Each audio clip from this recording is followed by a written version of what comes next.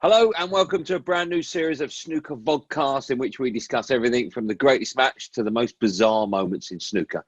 Today's show is all about the greatest snooker player of all time, and to help me work that one out, I've got the greatest pundits of all time in Neil Foulds and the whirlwind Jimmy White. Jimmy, good to see you. How are you? You look lovely in your kitchen there. Yeah, great, mate. Yeah, really enjoying myself being banged up. It's like being in the jungle. And Neil, how's your darts coming along with that dart ball behind you? Yeah, not bad, mate. Yeah, and no 9-dart finishes just yet. I'm working on that one, Plenty of time. There's a proper reason why that dartboard's on the wall behind you. Listen, when we talk to me about the greatest snooker player of all time, everyone, of course, talks about two, O'Sullivan and Hendry. Let's start with Stephen Hendry, the youngest ever champion of the world, a record equaling 36 titles, 6 Masters, 5 UKs. The list goes on and on and on and on.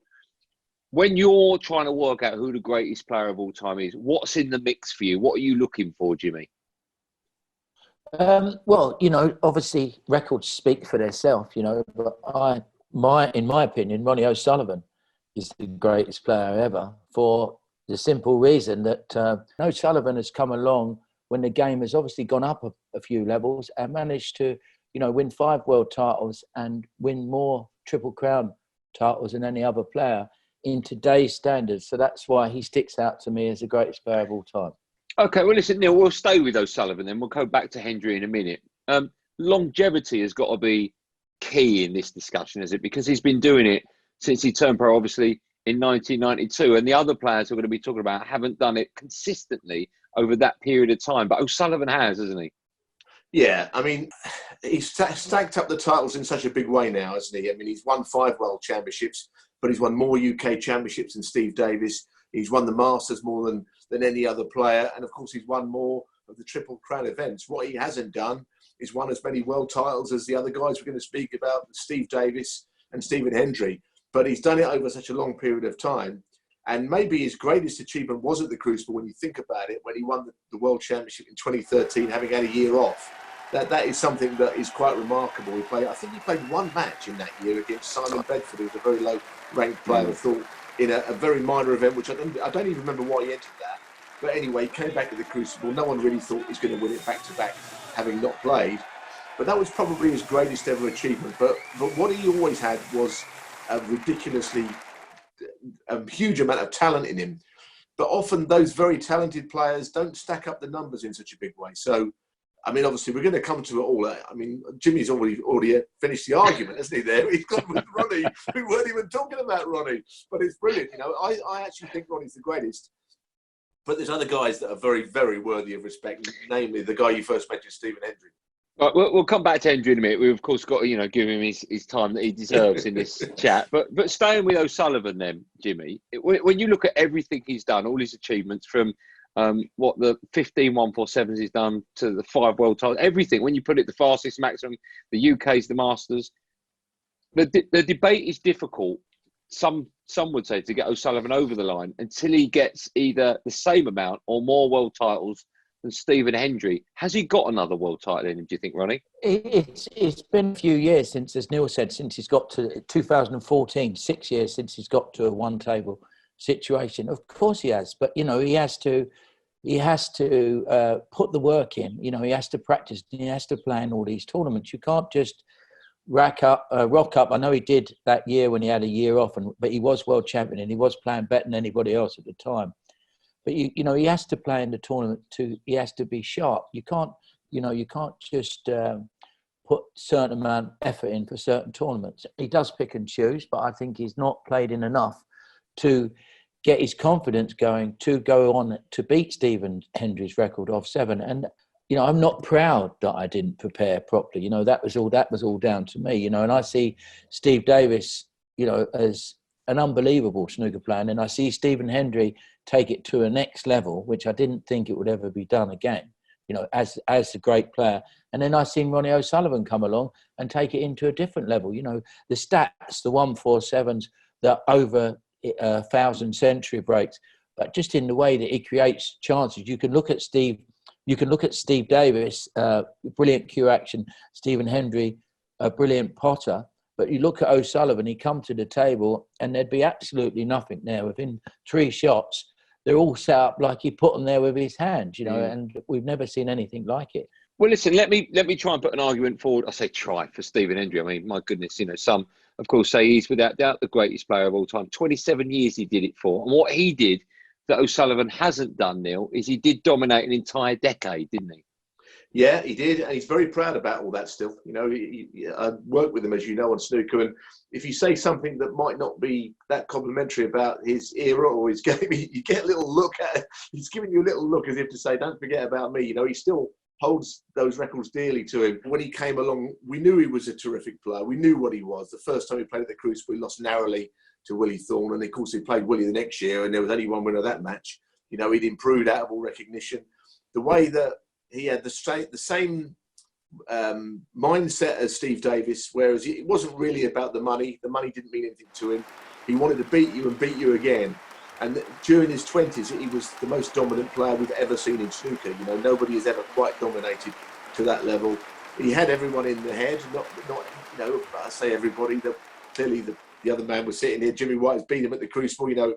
What I mean by that is most of the players he played were beat before they started. And I think that applies to O'Sullivan sometimes, or has done, and it applied to Steve Davis. So they've got that and they didn't get that by luck. They got that because they've hammered them number of times. So now the guy doesn't really want to play you anymore.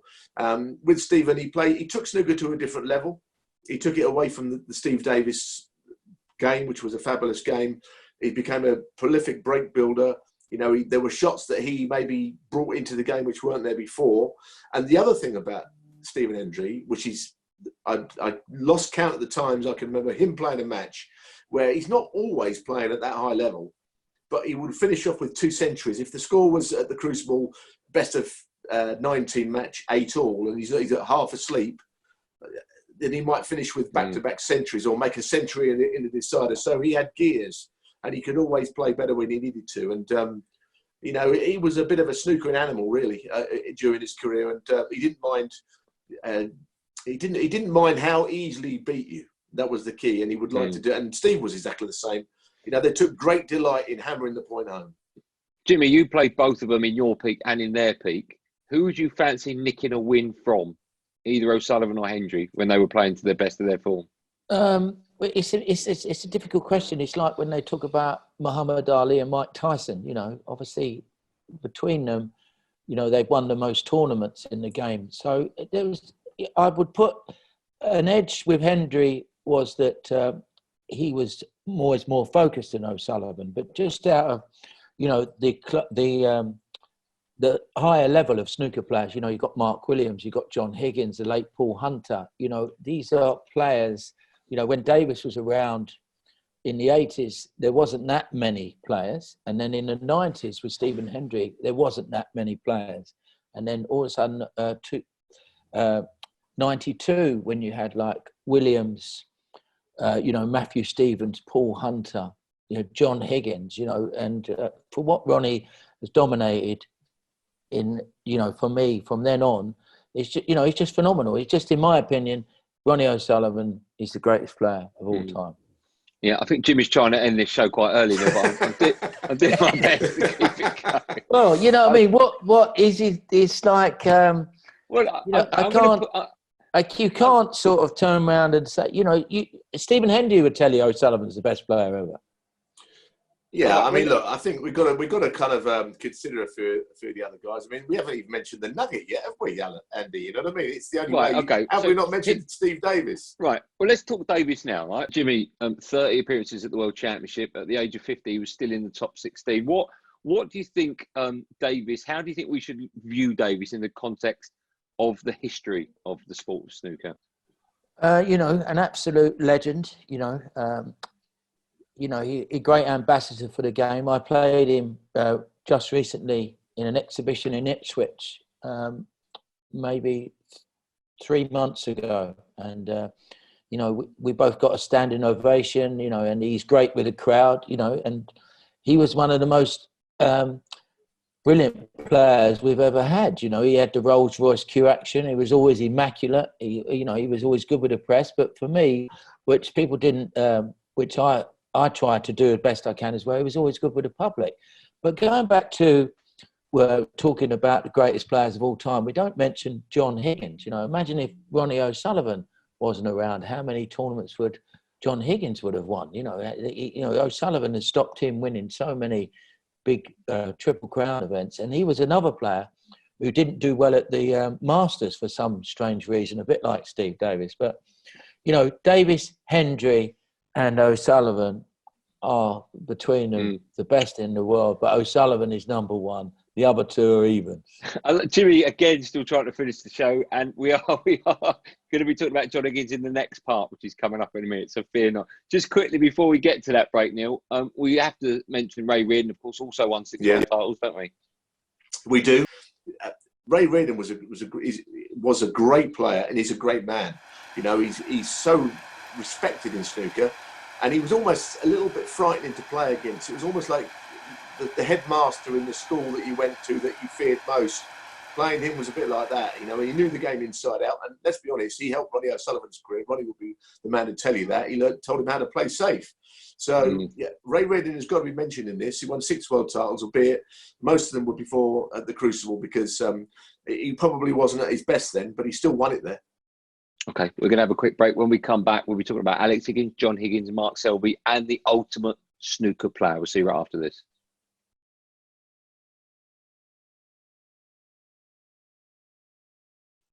And a welcome back to Snooker Vodcast with me, Andy Goldstein, the whirlwind of London town, Jimmy White, and Neil Folds. We've been talking about the greatest snooker player of all time, although after about 2 minutes, Jimmy put his cards on the table and said it was Ronnie O'Sullivan. So myself and Neil are trying to put other players in front of him and maybe convince him to change his mind even for 5 minutes, but we're probably going to have no luck. Although we might when we talk about our next player. And Jimmy, I'll start with you. Your old pal, Alex Higgins, of course, a Triple Crown winner. He won the World Championship twice in 2 different decades. When you're talking about snooker's greats, you have to include his name in the conversation, don't you? Oh, make no mistake. He made snooker popular. He got to an audience who never watched snooker, and he was the first sportsman ever to bring a baby on when he won a tournament. Everybody does that now. You see the golfers always bring their kids on when they win. He was the first person in sport to do that in 1982. But what Higgins' popularity was down to his shot making, and he was always twitching and he was moving when he was watching. He'd done all the things that you against the textbook. But Neil will tell you, as a snooker player, he was phenomenal. He had so many shots in his locker. He's great. There's so much excitement watching him play, and make no mistake, because of Alex Higgins, that's why snooker's so popular today. Okay. Neil, from one Higgins to another, John Higgins. Of course, he turned pro in 92, the same year as Mark Williams and Ronnie O'Sullivan. So far has won 30 ranking titles. Would you say one of the most consistent players over the last 2 decades? Is that fair? Yeah, I think he's a little bit of a different player now to what he was. And, he probably isn't as good now as what he was. And I know that's a strange thing to say when he's been in the last 3 world finals, John Higgins, but isn't that almost a reflection of how good a player he was? I think he's accepted it. His game has changed quite a lot over the years. I suppose there is an argument that he has a lot to people to thank. The fact that, he grew up playing against Stephen Hendry. He learned a lot from Stephen Hendry, and then he became the champion he is now. He probably doesn't get the credit he deserves because there were other players like Ronnie O'Sullivan around, and they've been around all that time. To say he's been in Ronnie's shadow would be totally unfair. I'm not suggesting that, but because the 2 of them, and indeed Mark Williams, 3 times world champion, was from the same era, they've split it up between them a little bit. Those 3, haven't they? When you go back to the Alex Higgins, you saw someone who took snooker to a different level. I don't think you can say that with John, but the point you made, he is very consistent. And he seems maybe of the 3 of those, you talk about Mark Williams, Ronnie O'Sullivan and John Higgins. John Higgins might do it the Steve Davis way. He might just keep going into his 50s, and still play to a very high level, whereas I'm not too sure whether the other 2 are going to want to do that. John Higgins still knows that he can make a lot of money out of snooker by playing at the highest level. And, any shortlist he has to be on still, because even 80% of his best, he's still a top player. Yeah, Jim, it's weird, isn't it? He's won 4 world titles, and Neil, of course, quite rightly pointed out that he's lost in the last 3. So he could have had 7 world titles, even more, actually. With regards to his game, it wouldn't surprise me if he did win another world title. He doesn't really dip below a certain level whenever he plays, does he? The consistency he's shown has been incredible. What do you think the best part of his game is at the moment, Jimmy? Well, I think for me, why John Higgins is such a class act, and I think if Ronnie Sullivan wouldn't have been there, maybe he would be saying he's the greatest player of all time, is that he plays the right shots all the time. You know, you can nominate what shot John Higgins is playing, 99 times out of 100, and you get it right, because he's like Steve Davis. He played the right shot most of the time. Neil, another player that perhaps people listening to this might question why we're putting his name in now. I'm putting his name in because I'm going to ask you whether or not he could be a future great. He's still a great, there's no doubt about it. I'm talking about Mark Selby, 3 world titles, but so far, right? What's he got to do for us to have this conversation in 10 years and make sure his name's definitely in it? I think with him, it can only be about winning more titles. What he has done very well this season, actually, is he won 2 of the Home Nations events, and they're the events that he hasn't really ever done anything in before. And when you think about it, he's won everything in the game. He just needs a little bit more of the same, I think, to put in that category. Comparisons, Jimmy, with maybe Steve Davis, the way he gets down on the cue ball, of course, his safety game as well. Is that fair? Would you compare him to Steve? Yeah, for me, his strengths are he comes from the snooker hall situation. He was a pool player. So, there was a lot, when you played pool, there's a lot of like fudging, we call it, where you try and get 2 shots and all that. So, whatever the situation is with Mark Selby, if a game's going to take 40 minutes, he doesn't care. He has such a great temperament. If late, I can say he's not scored as heavy as he used to, say 6 or 7 years ago. Well, not that long ago, say 4 years ago. But, he's a fantastic player, great metal, got everything. But at the moment, he doesn't score enough to go and win too many big titles for me. So, Neil, listen, if we're going to have this conversation, we're going to revisit in 10 years' time, maybe Mark Selby's name will be in it. Anyone else? Would Judd Trump's name be in it? At the moment, he's only won 1 world title, but there's no doubt in his talent.